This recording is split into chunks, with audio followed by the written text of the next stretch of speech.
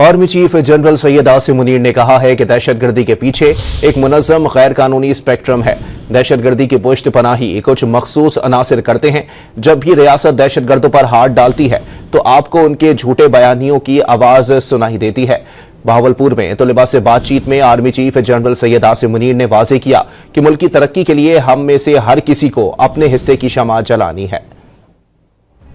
भावलपुर में army chief general Asim Munir ने तलबा से मुलाकात की। इस मौके पर आर्मी चीफ ने कहा कि मुल्क की तरक्की के लिए हम में से हर किसी ने अपने हिस्से की शमा जलानी है। बिला वजह तनकीद के बजाय अपनी तवज्जो खुद की कारकर्दगी और फराइज पर मबजूल रखनी है। कहा कि पाकिस्तान अल्लाह का अता करदा एक अनमोल तोहफा है। पाकिस्तान को अल्लाह ने बहुत सी नेमतों से नवाजा। हमें कभी अपनी अकीदे, इस्लाह और माशरती इक़दार को नहीं भूलना चाहिए। जनरल सैयद आसिम मुनीर ने वाज़ेह किया कि जब तक अजीम माएँ अपने बच्चे पाकिस्तान पर निछावर करती रहेंगी, ये कौम बिलखुसूस नौजवान अपनी अफवाज के शाना बशाना खड़े रहेंगे तो कोई भी हमें नुकसान नहीं पहुंचा सकता। आर्मी चीफ ने कहा कि दहशतगर्दी के पीछे एक मुनज़्ज़म गैर कानूनी स्पेक्ट्रम है। दहशतगर्दी की पुष्ट पनाही कुछ मखसूस अनासिर करते हैं।